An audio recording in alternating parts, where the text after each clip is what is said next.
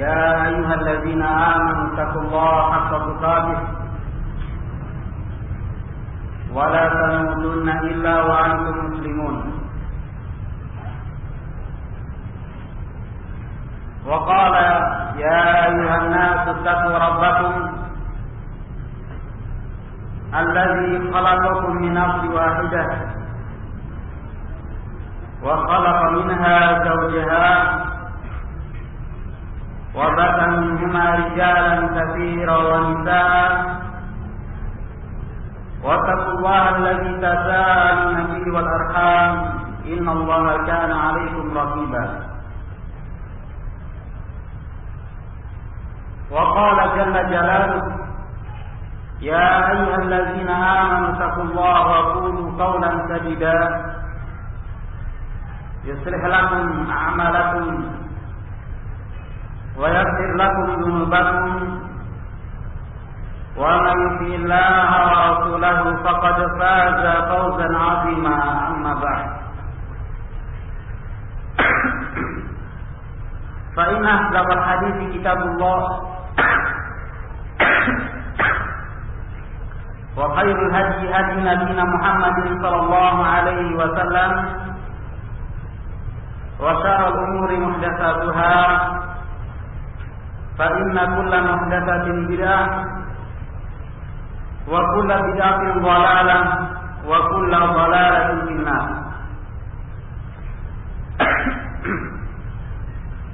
Ikhwati fillah, azan Allah wa iyyakum. Hadirin, ikhwat dan akhwat, semoga Allah Subhanahu wa taala memuliakan kalian semua. Ada sebuah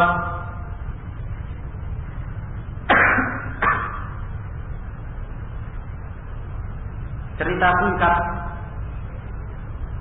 yang dikisahkan oleh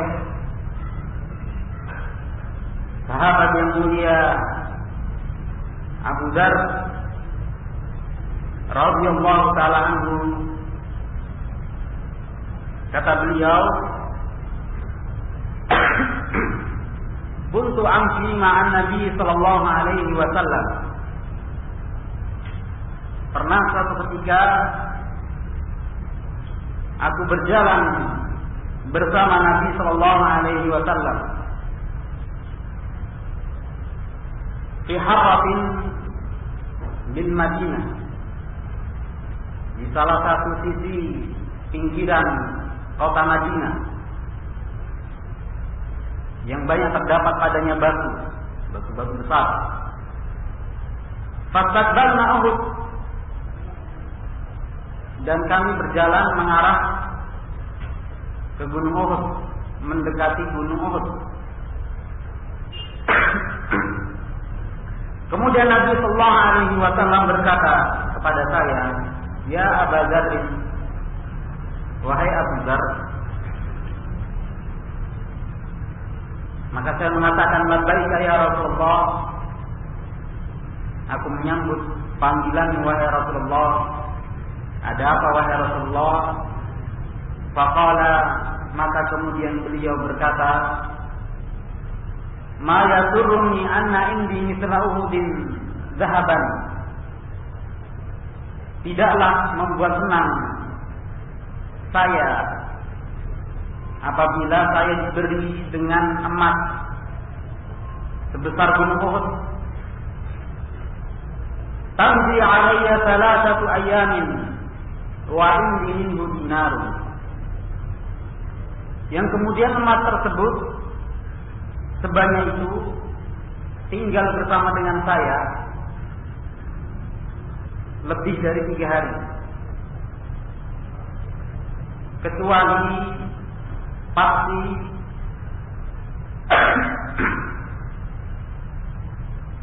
akan habis. Nah, tidaknya tersisa 1 dinar saja. Emas sebesar gunung Uhud itu habis, tidak tertinggal bersama Nabi lebih dari 3 hari. illa syai'un arkuduhu li dainin, kecuali aku sisihkan sedikit jarinya untuk membayar hutang. Illa an aqula bihi, kecuali aku akan mengatakan dan menjadikan dari emas tersebut fi ibadillahi hakadha wa hakadha, aku akan berikan kepada semua orang, tidak tersisa satu dinar pun, kecuali aku akan berikan kepada hamba-hamba Allah yang lainnya, orang-orang yang lainnya. Hakadha wa hakadha, beliau sambil mengisyaratkan biyaminihi wa shimali, dengan tangan kanan dan tangan kirinya. Artinya beliau akan habiskan uang tersebut, diberikan kepada orang.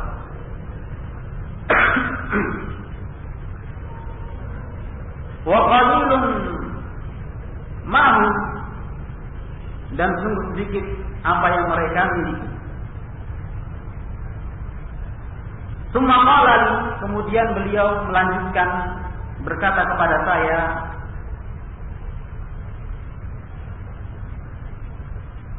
maka ada la tabrah hatta atiyaka, tetaplah engkau di tempatmu ini, jangan engkau bergerak sampai aku datang.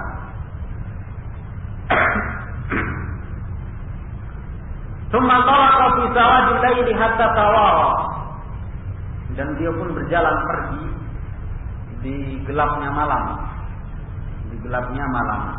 sampai tidak nampak. Fasami'tu sautan qad irtafa, dan aku mendengar suara yang keras.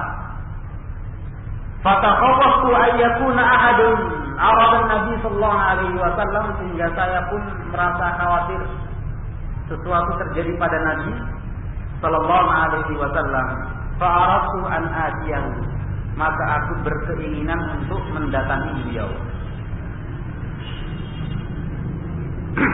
Fadzakartu qaulahu, tapi kemudian saya teringat pesannya tadi. Beliau berpesan, la tabrah, jangan kau bergerak sedikit pun. Jangan bergerak, artinya bukan sama sekali jadi patung ini. Nah, artinya tidak pergi kemana-mana. Hatta atiyaka, sampai Nabi mendatangi beliau. Falam abrah hatta atan, maka aku pun tidak bergerak sampai beliau mendatangi saya. Fakultu, maka aku katakan kepada beliau, laqad sami'tu sautan takhawwaftu minhu, aku tadi mendengar suara yang keras dan aku khawatir terjadi sesuatu padamu. Faqala, maka kemudian Nabi berkata kepadanya, hal sami'tahu, apakah engkau dengar suara tersebut? Qultu na'am, iya, saya mendengarnya. Qala dzalika Jibrilu atani, itu tadi adalah Jibril yang datang kepada saya. Dan beliau berkata, Jibril, man mata min ummatika, tidaklah seorang pun yang meninggal dari kalangan umatmu, la yusyriku billahi syai'an, yang dia tidak menyekutukan Allah subhanahu wa ta'ala sedikit pun, dakhalal jannah, kecuali pasti akan masuk surga. Maka aku katakan, kata Nabi berkata kepada Jibril, wa in zana wa in saraf, meskipun orang itu berzina dan mencuri. Qala, maka Jibril mengatakan, wa in zana wa in saraf, meskipun orang tersebut berzina dan mencuri. Khatifillah rahimani wa rahimakumullah, yang ingin kita sebutkan di sini yaitu kisah yang pertama tadi, sebelum Nabi menghilang di kegelapan malam. Bagaimana Nabi Sallallahu Alaihi Wasallam menyikapi kehidupan dunia ini. Terulang dan terulang kita sampaikan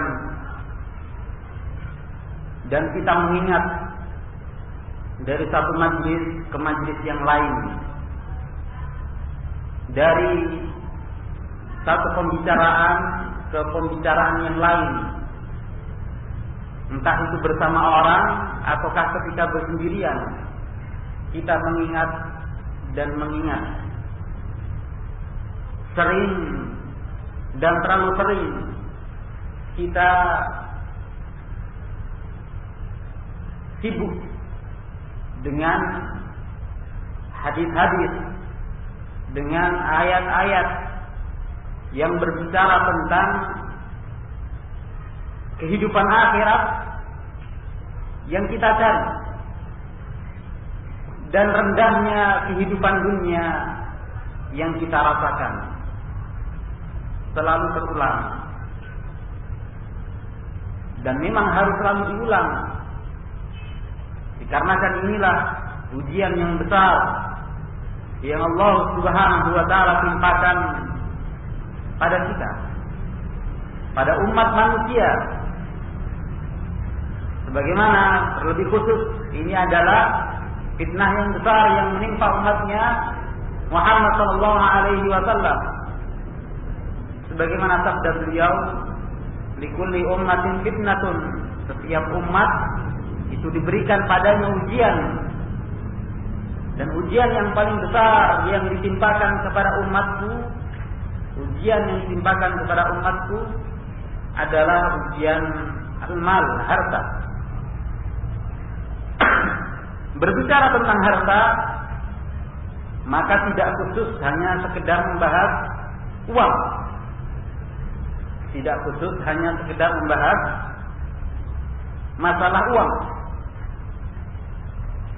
Karena ketika kita berbicara tentang uang ataupun harta secara khusus, maka mau tidak mau harus menyeret sekian banyak kegiatan kita. Entah itu harapan, angan-angan, atau pekerjaan, atau yang semisal dengannya. Dan ini adalah perkara yang tidak mudah, kecuali bagi orang-orang yang Allah mudahkan padanya. Khawfillah rahimani wa rahimakumullah.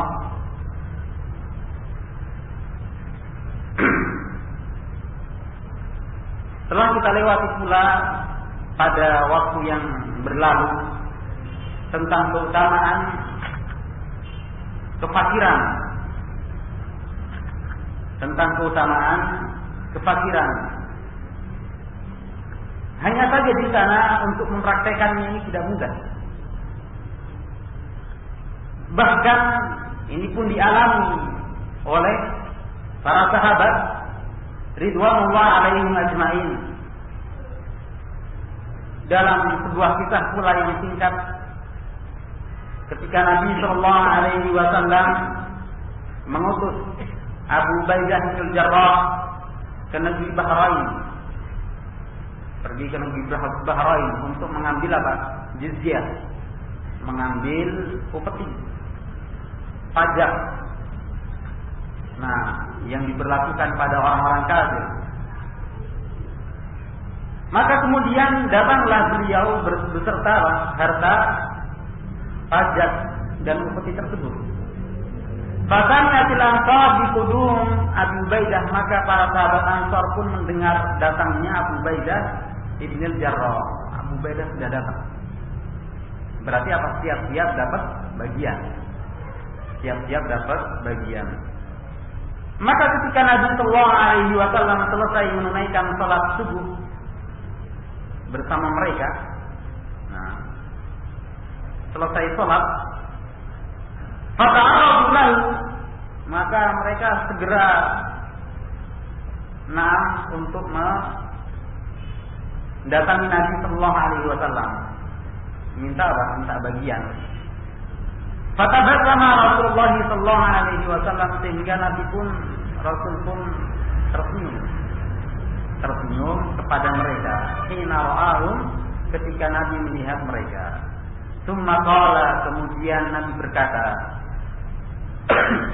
Azunnukum sami'tum anna Ubaidah bin al-Jarrah qad qadima atau qadima bi syai'in minal Bahrain. Nah, saya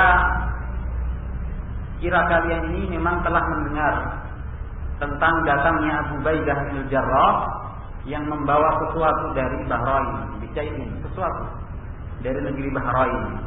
Faqalu ajal ya Rasulullah, iya wahai Rasulullah, tentu wahai Rasulullah. Maka kemudian Nabi sallallahu alaihi wasallam menyatakan, absyiru, berbahagialah kalian. Berbahagialah kalian, wa amilu ma yasurukum, dan ambillah sesuatu yang menyenangkan kalian. Fa wallahi, maka demi Allah, mal faqra akhsha alaikum, bukanlah kefakiran yang aku khawatirkan menimpa kalian. Walakinni akhsha an tubsata alaikum dunya, hanya saja yang saya khawatirkan menimpa kalian adalah apabila dunia ini telah dibentangkan untuk kalian. Karena bukitab, sebagaimana telah dibentangkan alaman kana qablakum, bagi orang-orang yang sebelum kalian. Fatanafasuha, maka mereka pun berlomba untuk mendapatkannya. Mereka berlomba untuk mendapatkannya. Nah, fatuhrikakum kama ahlakathum, sehingga hal tersebut membinasakan mereka, membinasakan kalian sebagaimana telah membinasakan mereka. Khawatir ini akan membinasakan kalian sebagaimana orang-orang sebelum kita ini binasa. Dan saya kira antum juga sudah mengetahui sedemikian banyaknya ayat dan hadis yang berbicara masalah ini. Entah itu berbicara secara khusus, nasihat secara khusus dari Nabi sallallahu alaihi wasallam, ataupun yang berwujud sebagai suatu cerita. Pernah kejadian demikian dan demikian, para sahabat itu kehidupannya seperti ini dan seperti itu. Saya kira juga antum sudah mengetahuinya. Sekarang permasalahannya, sebagian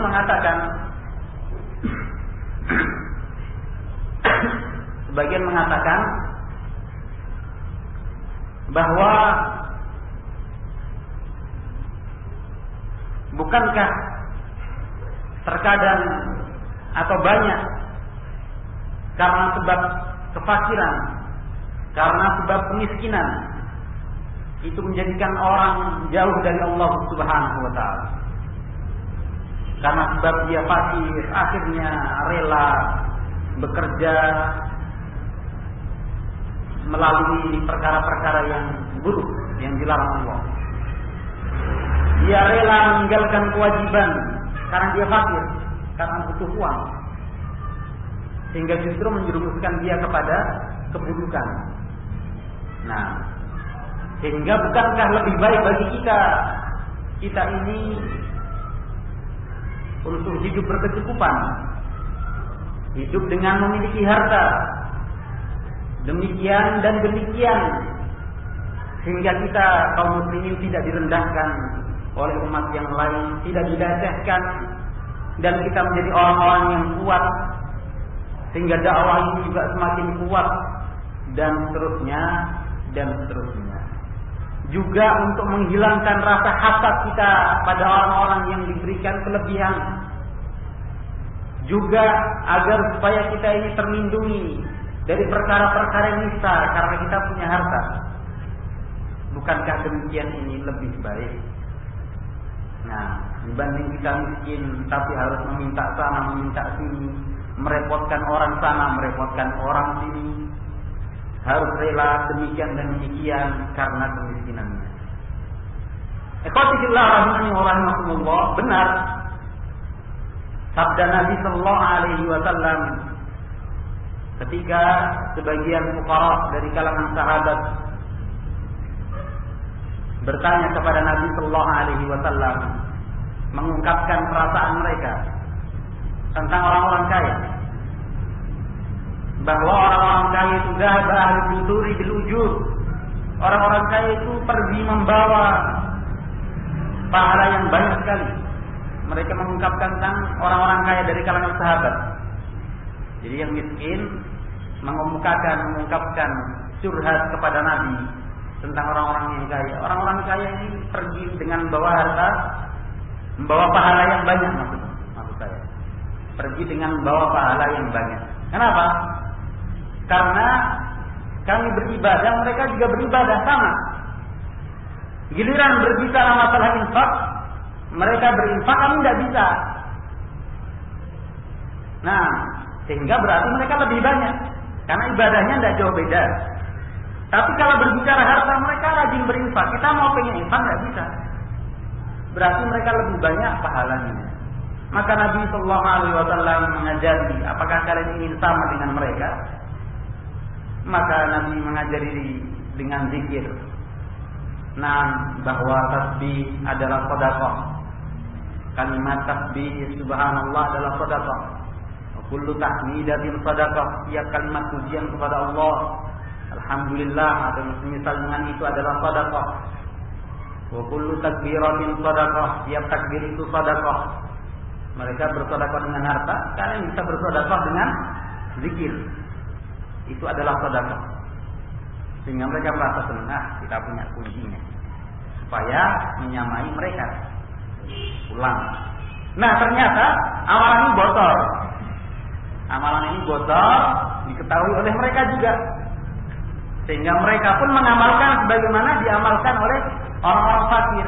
Mereka juga banyak berzikir kepada Allah Subhanahu. Datang lagi kepada Nabi, ya Nabi mereka juga tahu. Nah, maka apa jawaban Nabi? Zalika fadlullahi yu'tihi man yasha. Itu adalah keutamaan yang Allah berikan kepada hamba-hambanya yang Allah kehendaki. Berbicara masalah kaya atau miskin, pada dasarnya itu tidak jauh beda, dekat. Meskipun berbicara yang paling kaya dengan yang paling miskin, tidak ada efeknya pada dasarnya. Kenapa? Karena keutamaan fakir dan keutamaan kaya itu bergantung kepada keimanan dan ketakwaannya. Bergantung kepada keimanan dan ketakwaannya. Sehingga kefakiran dia itu hanya mengikuti keimanannya. Kekayaan dia juga hanya mengikuti keimanannya. Poinnya adalah pada iman dan takwa. Bukan berbicara tentang kelebihan orang-orang yang kaya, bukan. Tetapi iman dan takwa. Hadis yang disebutkan bahwa orang-orang kaya pergi dengan bawa pahala yang banyak. Apa sebabnya? Karena keimanan dan ketakwaan mereka. Karena ilmu dan amalan saleh mereka. Kalau bukan karena ilmu dan amalan saleh, tidak ada faedahnya kekayaannya. Sebagaimana orang-orang yang fakir, yang miskin, kalau bukan karena ilmu dan amalan saleh, dia pun tidak mendapatkan keutamaan fakirnya. Fakir itu ada keutamaan sendiri. Nah, sebagaimana orang kaya punya keutamaan, yang fakir juga. Hanya saja ini tidak lari dari iman dan takwa. Kalau dikatakan bukankah dengan miskinnya kita direndahkan sama orang lain? Juga bergantung pada iman. Kalau keimanannya kuat, ejekan orang yang mengejek, celaan orang yang mencela itu tidak ada, Pak. Tidak ada apa-apanya. Semuanya itu menjadi rendah.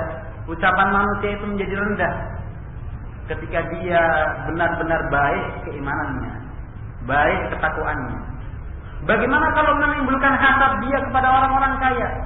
Juga berbicara keimanan, itu menunjukkan kerendahnya iman dia. Kenapa dia hasad? Berarti dia rendah imannya. Nah, bagaimana kalau dia terjatuh pada amalan yang buruk? Dia rela melakukan keburukan dan rela meninggalkan kewajiban karena untuk mencari harta. Berarti rendah pula iman dan takwanya. Kalau kuat imannya tidak seperti itu. Kalau kuat iman dan ketakwaannya, tentu dia tidak akan melakukannya. Sebagaimana orang yang kaya. Sebagaimana orang yang kaya. Kalau bukan karena iman dan takwanya, dia tidak akan bersedekah, berinfak. Nah, Kalau bukan karena iman dan takwanya dengan rahmat dari Allah Subhanahu, maka dia pun bukan termasuk orang-orang yang salih.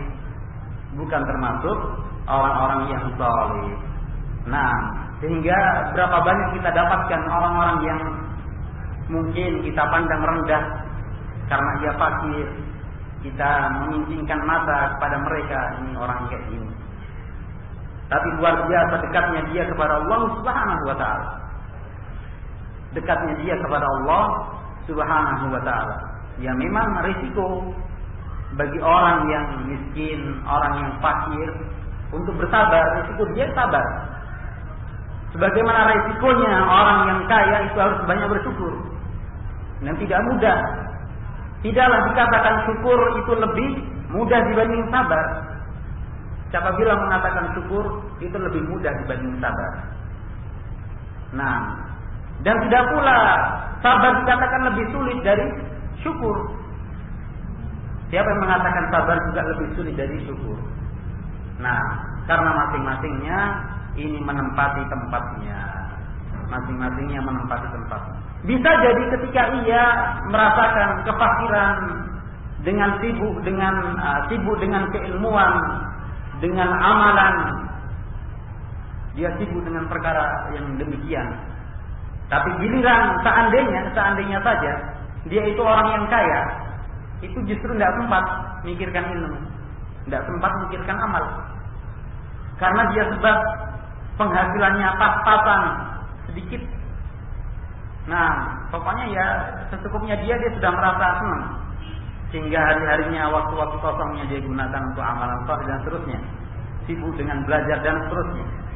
Seandainya dia kaya, itu bisa jadi malah tidak sempat ibadahnya.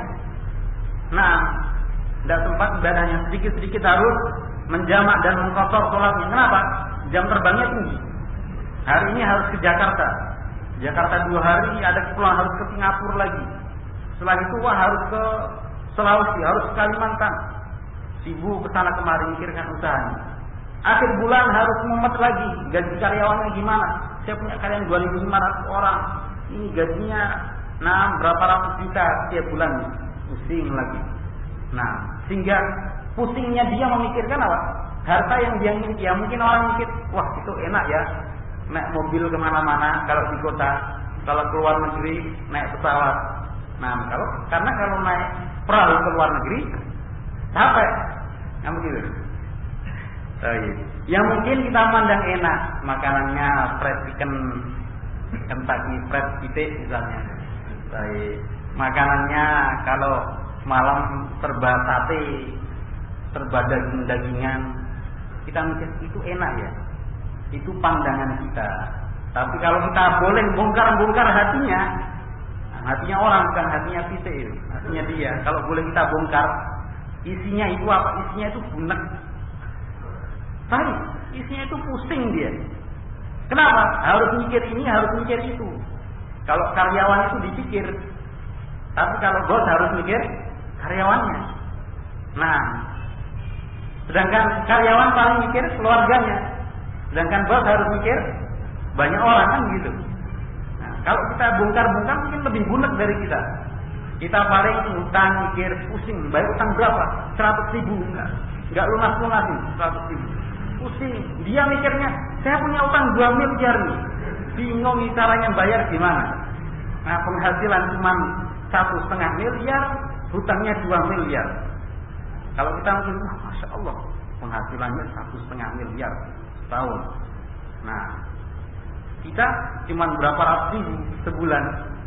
Nah, akan tapi semuanya ini kembali kepada iman dan takwanya. Ini kembali kepada keimanan dan ketakwaannya. Sebagaimana dikatakan oleh sebagian salaf tentang ahlul hadis, man talabal hadisi aflaq. Orang yang mencari hadis harus siap apa? Siap rugi, harus siap bangkrut, harus siap gulung tikar. Nah, orang yang mencari hadis, orang yang mencari ilmu, kenapa? Karena harus mengorbankan dunianya, harus siap-siap jadi orang fakir. Orang jadi santri, ya harus siap-siap jadi orang fakir. Kalau antum punya anak-anak dipondokkan Nah, menjadi santri, orang tua juga harus siap. Anak saya harus siap jadi orang apa? Miskin. Meskipun nanti juga jadi orang kaya, seandainya. Tapi harus siap yang pertama. Ini ajarannya salaf. Bukan kita diperintahkan miskin, bukan. Tetapi ini resiko. Sebagaimana resikonya orang yang usaha harus siap jadi orang kaya. Orang yang usahanya lancar, urusan dunianya, tajirun ghaniyun, usaha ini usaha itu harus siap jadi apa? Harus siap jadi orang kaya. Karena dia sibuk ngurusi usahanya. Sedangkan orang yang belajar ilmu agama, sibuknya ngurusi agama, dia harus siap jadi orang miskin. Begitu ya. Nah, jangan sibuk agama harus siap jadi orang kaya. Lo dikira agama itu untuk nyari duit. Nah, dikira agama untuk nyari duit. Barang siapa yang amalan saleh yang harus diniatkan karena Allah Subhanahu wa taala, ikhlas karena Allah Subhanahu, kemudian dia susupi hanya ingin mendapatkan kenikmatan dunia, kata Nabi sallallahu alaihi wasallam, la yajid raihatal jannah. Ia tidak akan mencium wanginya surga. Jadi amalan yang seharusnya ikhlas karena Allah, memang tujuannya hanya untuk Allah murni, tapi dia ganti keinginannya untuk apa? Kehidupan dunia, maka ia tidak akan mencium wanginya surga. Misalnya apa? Orang yang mempelajari Al-Quran, mempelajari hadis, mempelajari ilmu syar'i, tapi dia niatkan, wah nanti jadi kiai, wah lumayan, saya bisa ini, bisa itu, wah bisa punya ini, bisa punya itu. Nah, ini dikhawatirkan. Justru sebaliknya, ia harus siap pusing 7 keliling begitu untuk memikirkan apa yang menjadi tanggungannya. Mungkin orang bisa berpikir sederhana.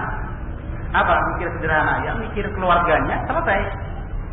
Nah, tetapi seorang alim atau seorang dai harus rela mengorbankan waktunya mikir banyak orang. Kalau cuma mikir keluarganya, ya tidak ada dakwah. Nah, kalau masing-masing kita sibuk, sudahlah. Nah, kalian sibuk dengan urusan keluarga, ya sudah, saya juga sibuk urusan keluarga. Kalian belajar sendiri-sendiri aja. Kalau kira-kira seperti itu, seandainya semua ulama seperti itu, meskipun tidak akan mungkin, cuma misalnya, kira-kira kita jadi apa? Baik. Kira-kira apa? Kita ini tidak ada wujudnya sebagai orang-orang yang saleh.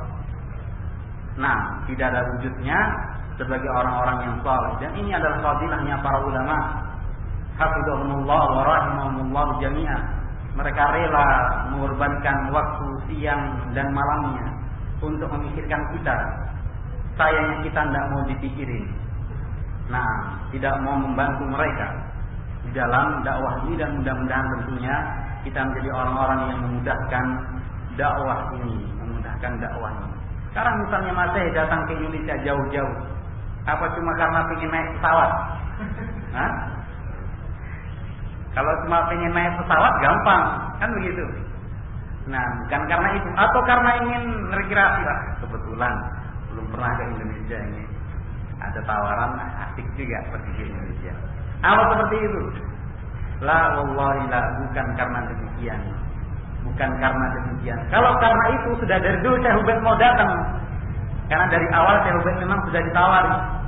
Hanya saja beliau mengatakan waktu itu, nah, kama safa baina Saudiyah ila Indonesia, berapa jauh perjalanan Saudi ke Indonesia?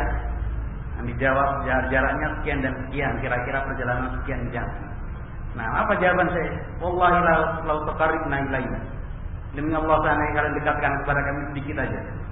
Nah, artinya apa? Beliau tidak bisa, karena apa? Beliau sudah dalam keadaan juga a'ma, beliau buta, sehingga perjalanannya jauh sekali.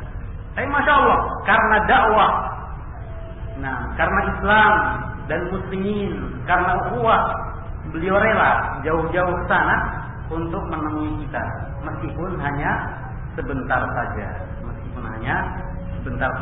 Ini adalah nikmat. nikmat yang Allah berikan kepada sebagian manusia.